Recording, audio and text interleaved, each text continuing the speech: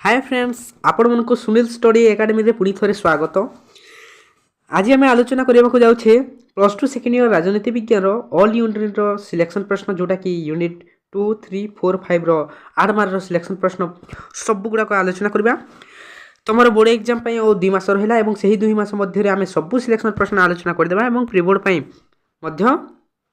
Successfully आम सफलता पाइबा। बोर्ड एग्जाम 80 ରୁ 90% आम डिस्कसन करबा हमर किपरि भाबरे आमे भल स्ट्रेटेजी को यूज करी क्रैक करी परिबा एवं सब सिलेक्शन प्रश्न मु तुमनको पई प्रोवाइड करबी। तमे केवल मो चैनल रे जॉइन हे के थाओ। चैनल को जल्दी जल्दी टिके 1K सब्सक्राइब कंप्लीट कर दिया जहा फल रे मु सब गुडा को सिलेक्शन एवं पीडीएफ गुडा को तुमको प्रोवाइड कर देबे। आमे एही 2 मास मध्ये सब गुडा को सिलेक्शन प्रश्न आलोचना करबा। तो चलंतु देखिबा आमर प्रश्न गुड़ा किपर अच्छे political science all unit 8 mark selection प्रश्न आम डिस्कसन करवा। तो तापूर्व आपण को गोटे छोटिया सा रिक्वेस्ट कर चैनल को नुआ आसी चैनल को सब्सक्राइब करेंगे और पाखे ऑल नोटिफिकेशन उपर क्लिक करेंगे जहाँफल सर्वप्रथम आपण वीडियो को देखिपारे। तो देखु प्रथम यूनिट 2 रू तुम प्रश्न किपर भाव में आसटा को पिला माने एटा नुहे कि तुम पूरा एपरी भाव ही प्रश्न आसब। तुम टिके बदलेकी देव किपरि भाव में बदलेकी देव देख यूनिट 2 रू पौरपालिकार गठन और कार्यावली आलोचना कर को टिके बदलेकी देव भलसे बुझ। तुम पौरपालिकार गठन और कार्यावली विषय रे एक क्षुद्र टिप्पणी लेख। एमती प्रश्न आसब क्षुद्र टिप्पणी लेख ना क्षुद्र प्रबंध लेख एपरी भाव में आसब। किंतु तुमर जो उत्तर हम आंसर टी सब गुड़ाक सामान हो पाने मुझे तुमको परिवेश आंदोलन विषय गोटे लॉन्ग क्वेश्चन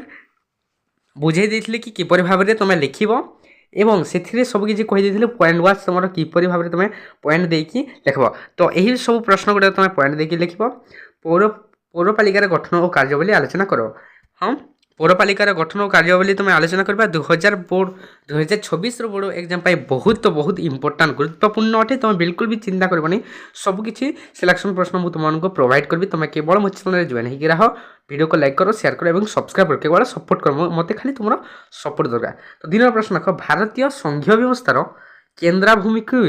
केन्द्राभिमुखी लक्षण गुड़िक आलोचना करो। ये भी बदलिकी देव भारतीय संघीय व्यवस्थार केन्द्राभिमुखी लक्षण बा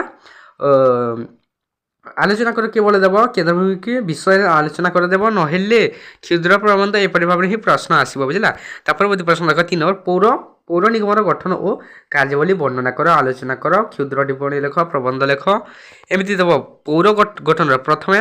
देख पौरपालिकार गठन और कार्यावली मोस्ट इंपोर्टाट गुड़ाक तुम सबू देती सियोर पिला माने एथिरु ही तुम 100% गारंटी देकी कहूचे एथिरु ही तुम बोर्ड एग्जाम रे परीक्षा प्रस्तुति पई सैंपल पेपर एवं 5 वर्षर प्रीवियस ईयर क्वेश्चन एवं ब्यूरो रु संग्रहित एटा प्रश्न गुडे बुझिला। तुम केवल जनेके था तापर देख पौरपालिकार गठन कार्यावली आलोचना करो। एटा कार्यावली गुडा एमती ही प्रश्न भल से आसीबो बुझिला। पौरपालिकार गठन कार्यावली बुझाओ। तापर भारतीय संघीय व्यवस्थार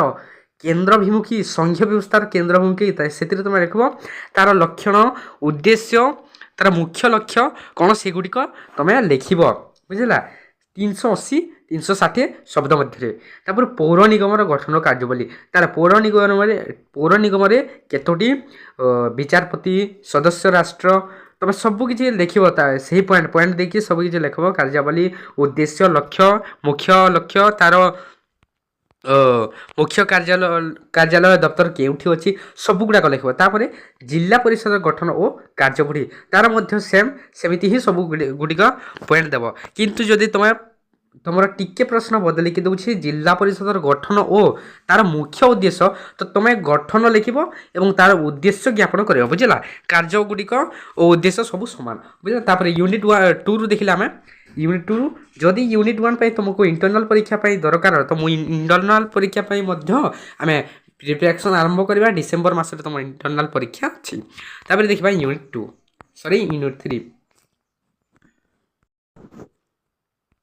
सो फ्रेंड्स एबे देख तुम यूनिट 3 तुम चैप्टर्स अच्छी मध्य यूनिट 2 तुम थिला भारतर संघीय व्यवस्था तापर भारतीय स्थानीय प्रशासन एवं तुम यूनिट 3 अच्छे जाति निर्माण प्रति आह्वान एवं तापर अच्छी ଭାରତୀୟ ରାଜନୀତିରେ ସମସାମୟିକ ଆଲୋଚ୍ୟ ବିଷୟ ଯେଉଁଟାକି ତୁମର ଆନ୍ଦୋଳନ ଗୁଡ଼ିକ ଅଛି ପରିବେଶ ଆନ୍ଦୋଳନ ଏବଂ ନାରୀ ଆନ୍ଦୋଳନ ସେଗୁଡ଼ିକ ତୁମେ ପଢ଼ୁବା ଲେଖିବ ସେଇ ଭିତରେ ମୁଇଁ ଗୋଟିଏ ଲଙ୍ଗ୍ କ୍ୱେଶ୍ଚନ୍ ୟୁଟ୍ୟୁବରେ ଅପଲୋଡ଼ କରିସାରିଛି ତୁମେ ଚ୍ୟାନେଲ୍ ପେଜ୍କୁ ଯାଇକି ଦେଖିପାରିବ ଦେଖ ୟୁନିଟ୍ 3 ପ୍ରଶ୍ନ କେମିତି ଆସିଛି ଭାରତରେ ଆଞ୍ଚଳିକତାବାଦ ବୃଦ୍ଧି ପାଇବାର କାରଣମାନ ବୁଝାଅ ଆଞ୍ଚଳିକତାବାଦ ବୃଦ୍ଧି ପାଇବାର ତାର କାରଣ ଗୁଡ଼ିକ ତୁମେ ଆଲୋଚନା କରିବ କାରଣ ଗୁଡ଼ିକ ବୁଝାଇବ କାହିଁକି ଭାରତରେ ଆଞ୍ଚଳିକତାବାଦ ବୃଦ୍ଧି ପାଉଛି ଏବଂ କିଭଳି ଭାବରେ ତାହା ଠିକ୍ ହେବ ସେଗୁଡ଼ିକ ମଧ୍ୟ ତାର ଉଦ୍ଦେଶ୍ୟ ଜ୍ଞାପନ କରିବ ତାପରେ ଦେଖ ଭାରତରେ ମୁଖ୍ୟ ପରିବେଶ ଆନ୍ଦୋଳନ ବିଷୟରେ ବର୍ଣ୍ଣନା କର ଏଇଥିରେ ମୁଁ ଆନ୍ସର୍ ଅପଲୋଡ଼ କରିସାରିଛି ତୁମେ କେବଳ ବୁଝାଇବା ପାଇଁ ଏଠି ଆଡ଼୍ କରିଛି ବୁଝିଲା ତୁମେ ଚ୍ୟାନେଲ୍ ପେଜ୍କୁ ଯାଇକି ନହେଲେ ଡେସ୍କ୍ରିପ୍ସନ୍ରେ ମୁଁ ଲିଙ୍କ୍ ଦେଇଦେବି ଏହି ୟୁନିଟ୍ 2ରୁ 2 ନମ୍ବର ପ୍ରଶ୍ନ ଭାରତରେ ମୁଖ୍ୟ ପରିବେଶ ଆନ୍ଦୋଳନର ବିଷୟରେ ବର୍ଣ୍ଣନା କର ବୁଝିଲା ତା ପରବର୍ତ୍ତୀ ଦେଖ ଜାତୀୟାଣବାଦ ଉପରେ ଏକ କ୍ଷୁଦ୍ର ପ୍ରବନ୍ଧ ଲେଖ ଜାତୀୟାଣବାଦ କ'ଣ ଜାତୀୟାଣବାଦକୁ କିପରି ଭାବରେ ଆମେ ଠିକ୍ ଭାବରେ ଭାରତରେ ପ୍ରଚଳନ କରିପାରିବା ତା ବିଷୟରେ ତୁମେ ଲେଖିବ ତାପରେ ଦେଖ ସ୍ୱାଧୀନତା ପରବର୍ତ୍ତୀ ଭାରତରେ ନାରୀ ଆନ୍ଦୋଳନ ପରୀକ୍ଷା କର ଏଇଟା ତୁମର 2025ରେ ଆସିଥିଲା ମୁଁ କାହିଁକି ଏଠି ଦେଇଛି ତୁମର ଭାରତରେ ମୁଖ୍ୟ ପରିବେଶ ଆନ୍ଦୋଳନ ତୁମର ସ୍ୱାଧୀନତା ପରବର୍ତ୍ତୀ ଭାରତରେ ନାରୀ ଆନ୍ଦୋଳନ ତୁମର 2025ରେ ଆସିଥିଲା କିନ୍ତୁ ଆସିବାର ସମ୍ଭାବନା ଅଛି ତୁମର ଭାରତରେ ମୁଖ୍ୟ ପରିବେଶ ଆନ୍ଦୋଳନ ଯେଉଁ ଆନ୍ଦୋଳନ ଗୁଡ଼ିକ ଅଛି ଚିପ୍କୋ ଆନ୍ଦୋଳନ ନର୍ମଦା ଆନ୍ଦୋଳନ ସେ ବିଷୟରେ ପୁରା 100% ଏଇଟା ଆସିବାର ଚାନ୍ସ ଅଛି ବୁଝିଲା ତୁମେ ଏଇଟା ଟିକେ ଦେଖିନେଇଥିବ ଏ ପ୍ରଶ୍ନ ଉତ୍ତର ଟିକେ ଯଦି ଟିକେ ବଦଳିକି ସ୍ୱାଧୀନ ପରବର୍ତ୍ତୀ ଭାରତରେ ନାରୀ ଆନ୍ଦୋଳନ ବିଷୟରେ ପରୀକ୍ଷା କରିଦେଇଛି ଟିକେ ବଦଳିକି ଦେବ ତ ତୁମେ କିଛି କରିପାରିବ ନା ତାପରେ ଦେଖ ପିଲାମାନେ ୟୁନିଟ୍ ଆଇଭି ୟୁନିଟ୍ 4 ନମ୍ବର ୟୁନିଟ୍ରୁ କିପରି ଭାବରେ ପ୍ରଶ୍ନ ଆସିଛି ଭାରତରେ ଆମ 4 ନମ୍ବର ୟୁନିଟ୍ ଅଛି ଭାରତରେ ବିଦେଶ ନୀତି ଏବଂ ଅନ୍ତର୍ଜାତୀୟ ଅନୁଷ୍ଠାନ ମିଳିତ ଜାତିସଂଘ ବୁଝିଲା ଏଇଟା ଅଛି ତ ଦେଖ ପ୍ରଥମ ପ୍ରଶ୍ନ ଅଛି ଭାରତରେ ବୈଦେଶିକ ନୀତିର ପ୍ରଧାନ ଲକ୍ଷଣ ବୁଝାଅ ବୈଦେଶିକ ନୀତିର ପ୍ରଧାନ ଲକ୍ଷଣ ଗୁଡ଼ିକ ଉଦ୍ଦେଶ୍ୟ ତମେ ଲେଖିବ ତାପରେ ଭାରତ ଓ ଚୀନ ସମ୍ପର୍କ ଉପରେ ଏକ ବିବରଣୀ ପ୍ରଦାନ କର କ୍ଷୁଦ୍ର ପ୍ରବନ୍ଧ ଲେଖ ବିଷୟରେ ଆଲୋଚନା କର ଭାରତ ଓ ଚୀନ ସମ୍ପର୍କରେ କେତେ ଗୁଡ଼ିଏ ଯୁଦ୍ଧ ହେଇଥିଲା ଯୁଦ୍ଧର ତାର କ'ଣ ଫଳାଫଳ ହେଇଥିଲା ଏବଂ ଭାରତ ଓ ଚୀନ ମଧ୍ୟରେ ସମ୍ପର୍କ କିପରି ଭାବରେ ଅଛି ତାହା ମଧ୍ୟ ଲେଖିବ ତମ ପଞ୍ଚଶୀଳ ନୀତି ସବୁଗୁଡ଼ାକ ଲେଖିବ ବୁଝିଲା ତାପରେ ମିଳିତ ଜାତିସଂଘର ସାଧାରଣ ସଭାର